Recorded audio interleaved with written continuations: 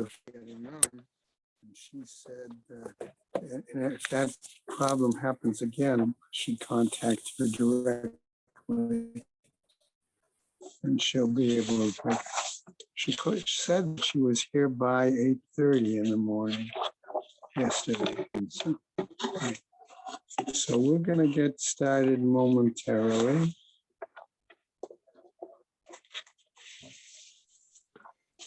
Okay. Hello.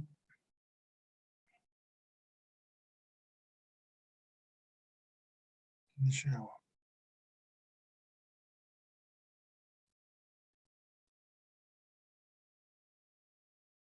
All right, I'm going to begin with the learning sponsors. A Year of Learning by Sue and Arnie Garelick in memory of Malka Perman and Philip Mann. And Yisrael David ben Arav Tzvi Hirsch and Beryl ben Arav Tzvi Hirsch. Yosef Meir ben Arav Tzvi Hirsch, Henya Rivka Pro Razna Bas Arav Tzvi Hirsch. And a memory of family murdered in the Holocaust. Arav Tzvi Hirsch ben Shlomo Yaakov, Sarah bat Ephraim, Yisrael David ben Arav Tzvi Hirsch, Ephraim ben Arav Tzvi Hirsch, Adia bat Harav Tzvi Hirsch, Miriam bat Harav Tzvi Hirsch, Pesel bat Harav Tzvi Hirsch, Shalom ben Harav Tzvi Hirsch, Shlomo Yaakov ben Harav Tzvi Hirsch, Shmuel ben Harav Tzvi Hirsch. Cheryl Sher, her children and grandchildren, in memory of her uncle, founding member of BRS, Dr. Israel Brook, Yisrael ben Arav Akiva. Marsha Federbush and family, in memory of her husband, Dr. Uriel Paul Federbush, Uriel Pinchas ben Arav Shimon. Sharon and Fred Liska, their family and many friends, in memory of her dear mom, Harriet Friedman, Edel Bas Yaakov. Leslie and Gail Kaplan, in memory of their parents, Harry and Marjorie Sedale, Irving and Pearl Kaplan. Friends of Avi Gitler, Avramea ben Shimon, and Martha Gitler Charna bat Yeshaya. The children, grandchildren, and great-grandchildren of Toby Paris, Saratova bat Yisrael Dov in her memory. Friends of Malka Levy, Malka bat Yosef. Friends of Joe Wolf, Yosef ben Chaim, Charlie Gelfenstein and Sam Levine, in memory of Ramona Levine, Lachel Mata bat Ashir.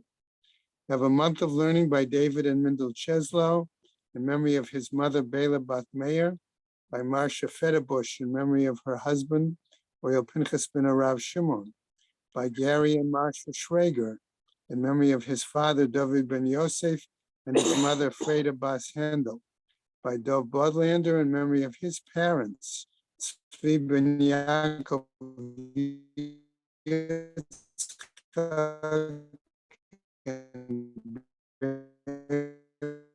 and Rasha, but Harav Dover, and his in-laws, Yehuda Tzvi ben Vidnachel, in memory of her father, Judy Peretsky, in memory of his father, Gershon ben Chaim Tzvi.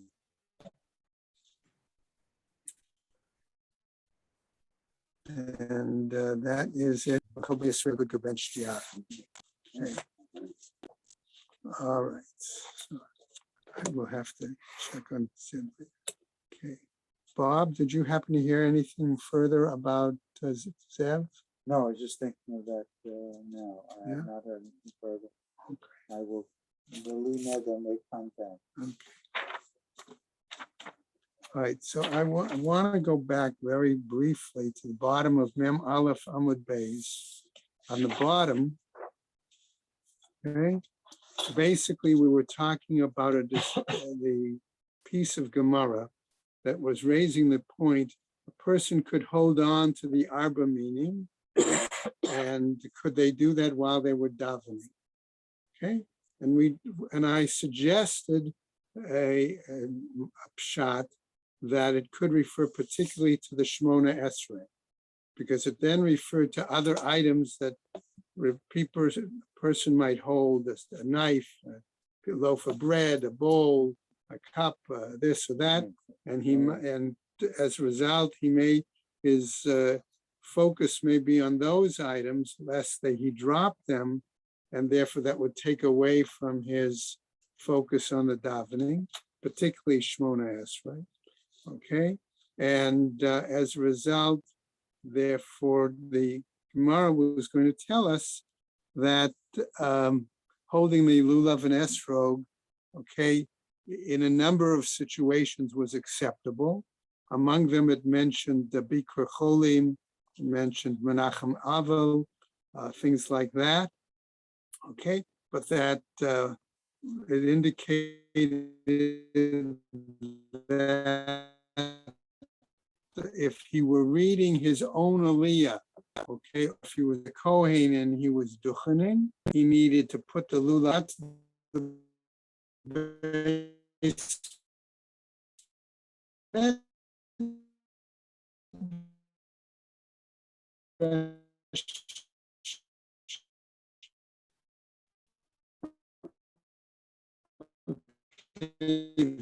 he gave the lulav.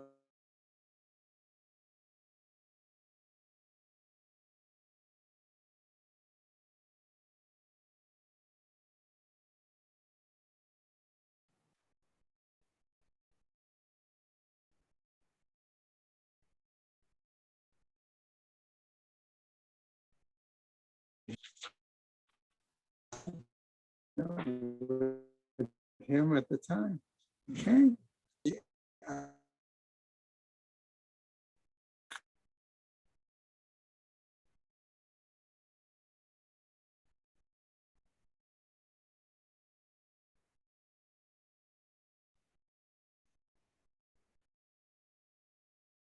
Okay. Harvey, I see you're on. Any of the other guys on yet? Okay. Hopefully they'll get on shortly. Rabbi Yossi Omer Yom Tov. So Rabbi Yossi, remember, was talking about the issue of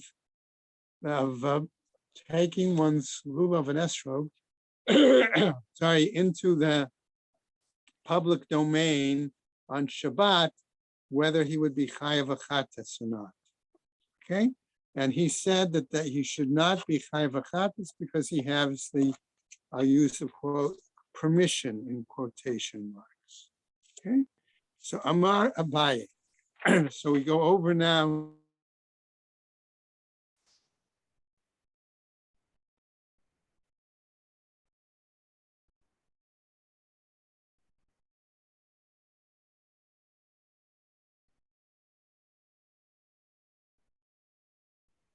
Abaye, he did fulfill the mitzvah. Chayav, then he should be chayav achatas if he carries it in the public domain, right? So the Gemara raises a question, challenging, I would suggest, Abaye's explanation. Ha mide agbahahe nafik be. Once he lifts up the lulav and esrog, okay, isn't he then considered yotze in the requirement, right? Amar Abaye. So Abaye answers the challenge as follows: Kasher hafcho. And what happens when he lifted them up, particularly the etrog? He lifted it up not in the natural manner in which it grows. In other words, he lifted up the etrog upside down. Okay, so that was his explanation. Rava Amar says, Rava afilu tema shelo hafcho. Even if one didn't raise it upside down in the non-natural manner, the way it grows, hacha b'mayis kinen, kagon shahotzio bikli. No, he took it out, in other words, using some sort of utensil. Okay, what does it mean, a utensil? Okay, well, that's an interesting point. ArtScroll has a brief note on that on 42A1 number 5. Okay, he wasn't holding it directly in his hand, explains ArtScroll. So if you pick it up one of those plastic cases, that would not be. That might be. That would be an example, right? But the Gemara challenges even Rava's explanation. Vaha Rava, hu da'amar l'kicha al yedei davar acher, shma l'kicha. Isn't Rava the very same one who says, if you pick it up and and take hold of it, okay, um, in some other means, okay, what happens? It is not valid. Okay, it's a valid taking. Hani mili derech kavod. Okay, here we're talking about the question of doing it in a proper manner, respectful manner. About derech bizayon, lo. Okay, but if it's done in a manner that's not appropriate, irreverent, what other word we could use, then it's not acceptable. Amar Rav Huna, says Rav Huna, Omer Haya Rabbi Yossi. Rabbi Yossi would say as follows: Ola ta'of shenamtzeit bein ha'agapayim. Let's take a different example. He's Rav Huna saying, take the example that Rabbi Yossi tells us, that we have a situation where we have a sin offering, okay? And that animal that was designated as a sin offering winds up getting mixed in with a number of other bird offerings, all right? Ukesavur chatat, and the Kohen thought it was a chatat and not an olah, right? Chatat of, he va'achla, and he ate it. Patur, he would nevertheless be exempt, right? Mai kamash malan, what does that seem to teach us? The ta'a b'davar mitzvah patur, that one who makes an error, okay, in performing a mitzvah should be exempt from a punishment, right? Hainu hach, and don't we have here the very same case? Says the Gemara in regards to a person carrying their love even Rabbim on Shabbat. What are you going to say therefore? Hatam Abdevar mitzvah. In that case of the Kohen who ate, let's say, the wrong animal,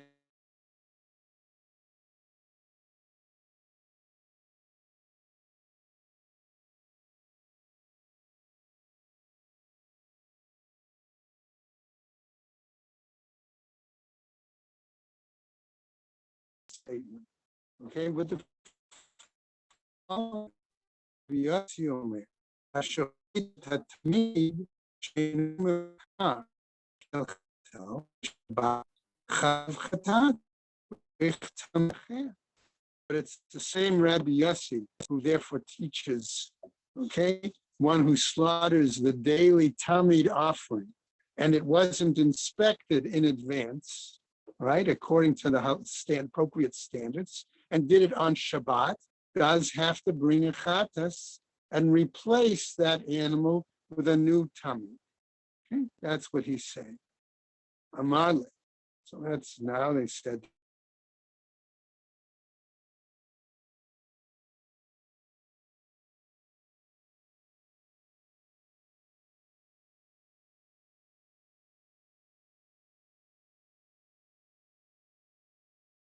Itma'ala, because on that bright the fall was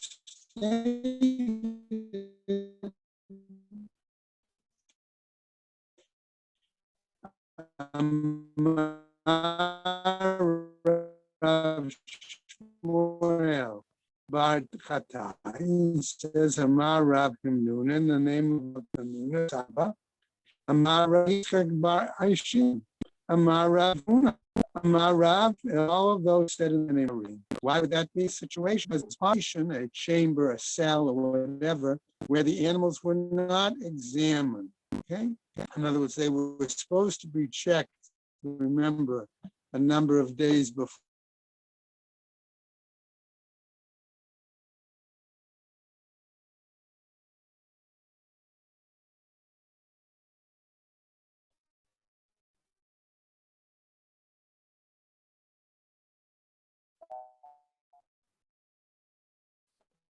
Inadvertently. Yeah. He's still not alive. In the mitzvah. Right? Okay. He's now going to raise a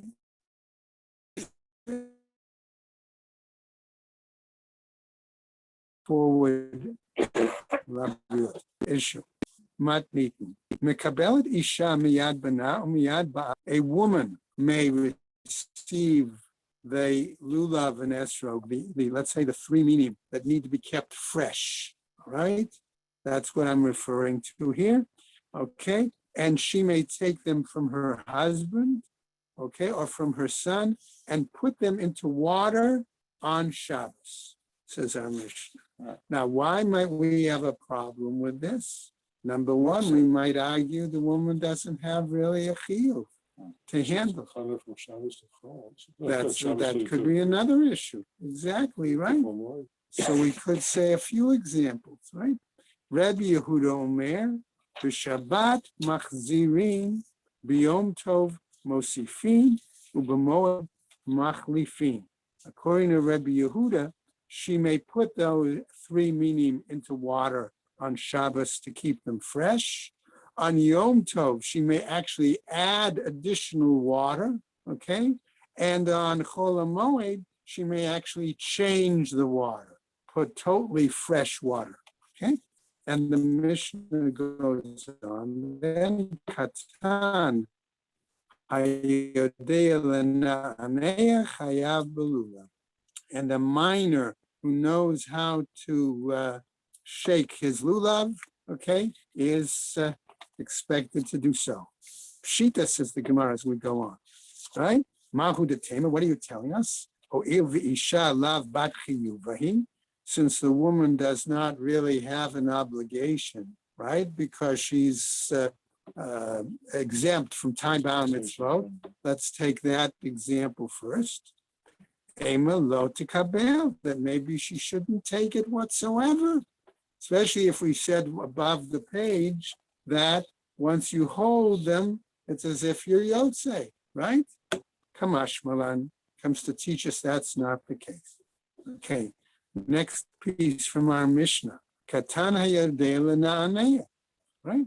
So since we're mentioning now that a minor who knows how to shake the lulav and esro should learn to do so, our Gemara is going to continue with a whole number of items dealing with that motif of the katan and when and what should he be doing when, so on and so forth.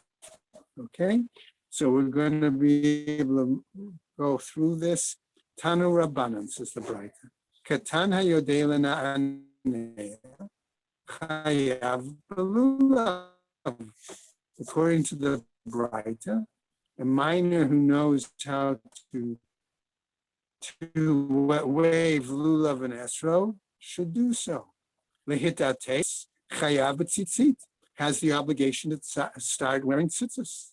L'shmor tefillin, if he knows how to properly take care of tefillin.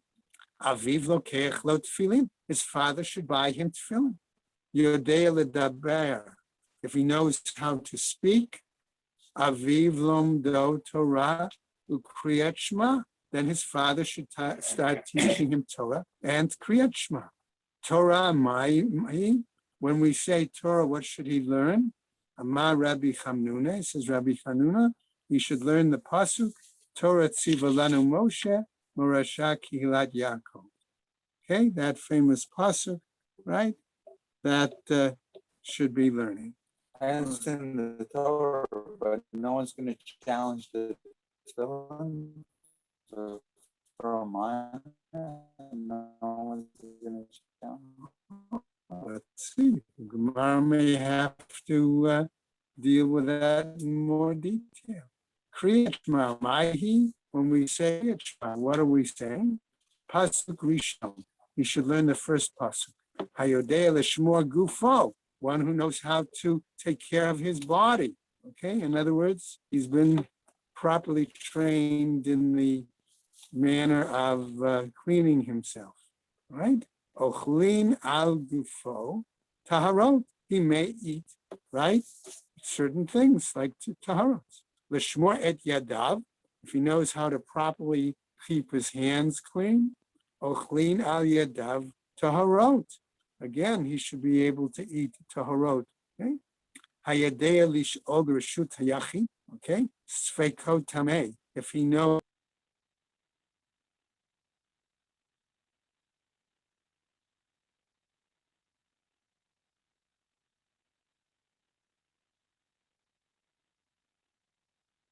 if he asks in the public domain, he is tahor. Hayodea lefros. Of course, the implication or the opposite would be true. If he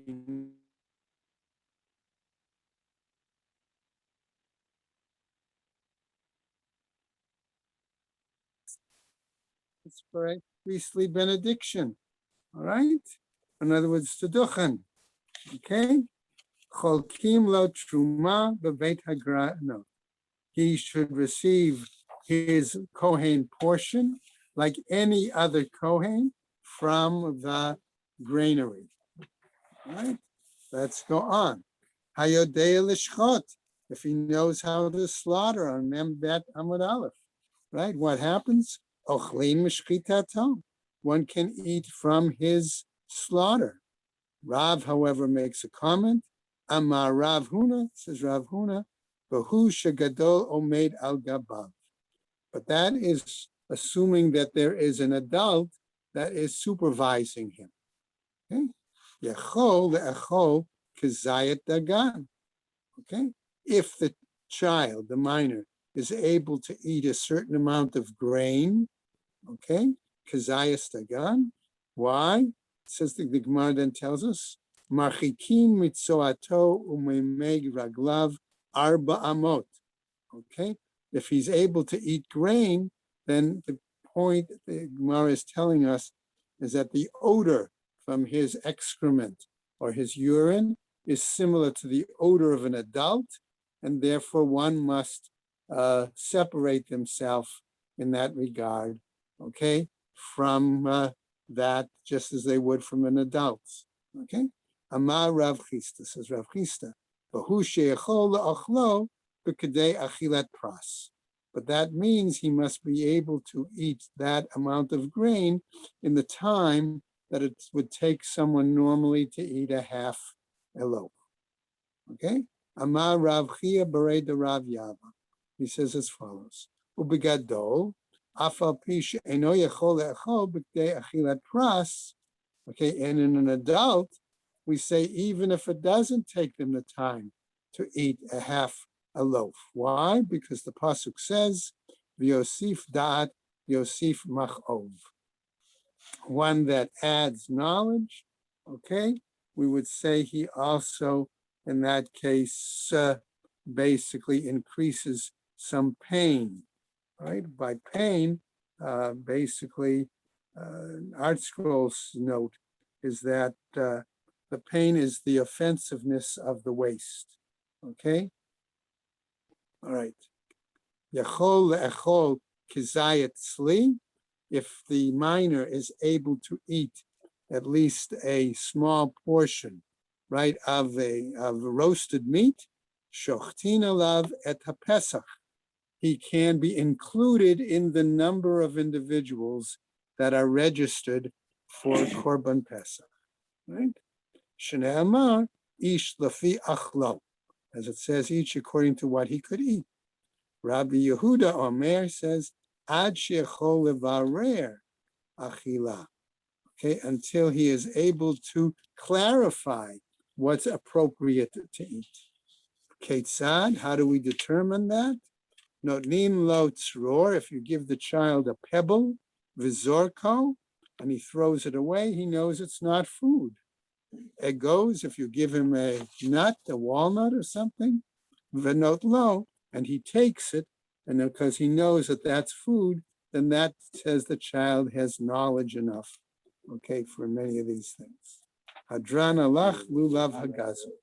Okay, so we finished that part. All right, going on.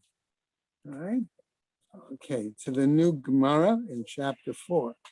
Okay, remember, basically, we've spent The first two prakim dealt with sukkah.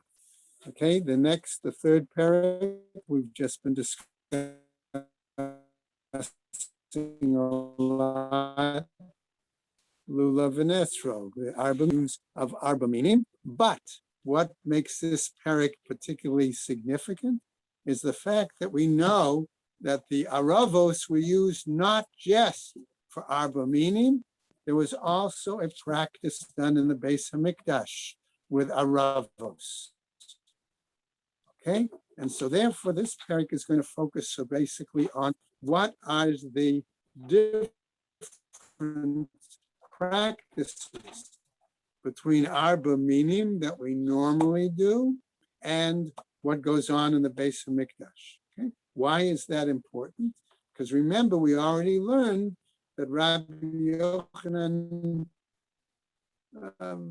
saying that whereas previously they took the arba minim only for all 7 days in the Beis Hamikdash, and outside they only took a d'oraita for 1 day and the Rabbanan, okay, for the others, okay, and he made it Zeicher L'Mikdash, okay. So I connect that. So that's why as we go on, okay, you got a question? Yeah. Oh. Yeah. I'm in trouble. It says, the Chatan, because last year we learned in Kulin, Yeah, So, but then the since- Gemara also went, I'm pretty sure it also went to say that if an adult was They're standing standing over him, but over him. Right? So that would satisfy the same statement that it says here. I'm just looking Rav at Huna's the statement. article has for the slaughter done twice. Such a minor is a valid slaughter. So it sounds like he's saying the Chachpila, it doesn't have to Yeah, have a no, adult I think standing over him. it's a good question, and I'm pretty sure it said the same thing there too. I'm surprised, by the way, that if Art Scroll puts a note to it, that it doesn't make that reference Yeah. to go back. Okay, lulav arava. Okay, what about the use of the lulav and the myrtle, particularly, right? The arava. What happens? Shisha o shiva. Regarding the temple, okay, that's 6 days or 7 days. Hahalel v'hasimcha, and regarding the recitation of Hallel, okay, full Hallel, or rejoicing on the holiday, right? What happens? Shmona, that's for all 8 days. Sukkah v'nisu chamayim, the mitzvah of dwelling in the sukkah, and the obligation to bring the water libation. When is that for? Shiva, 7 days. Hechalil, right? The use of a flute. Okay, that was performed as part of the Simchat Beit HaShoeva, but also in other occasions of rejoicing. Chamisha v'shisha. That was done either for 5 days or 6 days. So the Gemara is now, having said that, Mishnah continues to clarify. Lulav Shiv'a Ketzad. How was it done with, right? That case, 7 days. Yom Tov Harishon Shel Chag, Shechal Liot b'Shabbat. All right, so here we see that the first day of Sukkot, where the mitzvah of Arba Minim is the Oraita, right? And it comes out on Shabbos, right? Lulav Shiva. One would have used their lulav and etrog, their arba minim, all 7 days. B'shar kol hayamim shisha. But the other occasions, if it wasn't the first day of Yontif, okay, they would just 6 days, right? Now, arva, in terms of the use of the arava, shiv'a ketzad, how was that to be carried out? And here we're talking about circling the Mizbeach, right?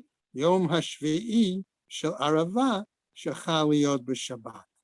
Okay, if the last day, okay, of Sukkot, the 7th day, was Shabbos, right? In that case, Arava Shiv'a B'shar kol hayamim shisha.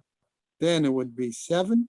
Otherwise, it would be 6. So their Hashanah Rabbah involved no malacha, just marching around with the. Well, we don't know that for sure.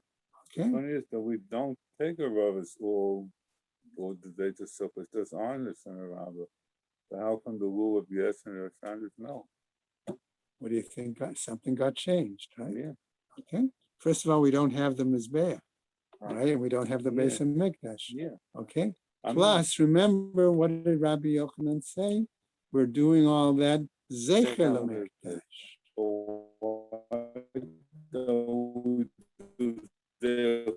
To the rule, but we don't do Zecher for the That's not right. So let's see if the Gemara addresses that. Good question.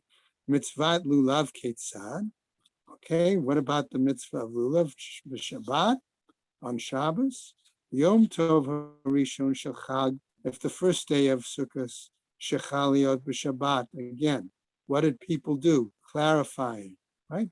Molichin et lulavehen lahar habayit. According to, remember we read before that they said they brought them to the synagogue. Now it says, what did they do in Jerusalem? Okay, what did they do? They brought it to Har Habayit. V'hachazanim mekablim mehem, the attendants would receive them, right? V'sodrino tan al gabei itztaba, and they would put them on some kind of a bench, right? V'hazkenim menichim et shalahem belishka, and the elders would put them in a separate chamber. Umelamdin, and they would teach everybody the following. Lomar, to say, Kol mi shemagia lulavi liado, if my lulav happens to get to somebody else, harehu lo b'matana. That is going to be considered like a gift to him. Lamachar, the next day, at Shabbos morning, mashkimim ubayim. They'd get up early and they'd come to Har Habayit. Okay, so again, notice the focus is in Jerusalem. Okay, remember we said the other day that part of the issue was Jerusalem considered like the Beis Hamikdash, or was it considered like the Medina, the environs, right? So what happens then? V'hachazanim zorkim otam lifnehem. They would toss out the lulavim to everybody. Okay, we can imagine. All right, what would that be like? All right, lifnehem vehein mechatfin, and they would seize them. They would catch them. Umakin ish et chavero, and they would start beating their neighbor. Okay, Art Scroll has a real problem with that. It says in confusion. What? It says in confusion that they would just grab them. Confusion, they would, yeah. Well, that's the Gemara could have used a word there to say in confusion. It doesn't say that word, does it? Okay. No, it doesn't. No. Right? Okay. In other words, in the confusion, in the who knows what. All right. Ukeshera'u beit din shaba'u lidei sakana. And when they saw that this caused danger, right? Hitkinu sheyehei kol echad ve'echad notel beveito. Then they made a takana that each person was to take his lulav in his own home rather than in the temple. Okay, so we could understand that would apply to Yerushalayim. But the Gemara asks, am I, right? Why should it be the case, right? Tiltul ba'almahu. That's simply carrying for the sake of a mitzvah, right? It's handling. Validche Shabbat. And do we say that that overcomes Shabbos, right? Amar Rabba, says Rabba. Gzeira shema yitlenu biyado v'yelech eitzel baki lilmod. We say that maybe the person was going to take his lulav on Shabbos, okay, and go to somebody to learn the correct method of na'anu'im, of perhaps of how to use it, okay? All right, so just to roll over and finish today, V'yavirenu arba amot b'reshut harabi. Okay, and last, he also carry it for 4 amos in the public domain. V'hainu tama de shofar. And this is exactly the reason that we saw a decree regarding shofar. V'hainu tama de Megillah. And this is also exactly the reason that we saw prohibiting the reading of Megillus Esther on Shabbos as well. So we're going to stop right there. We'll pick that up tomorrow, all right, and see what else the situation. I was right. That's why we do away with the kiddush here. It's dangerous and people grab, maybe that's. Have a good day, everyone. Thank you.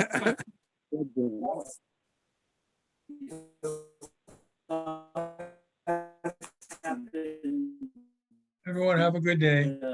Thank you, Rabbi.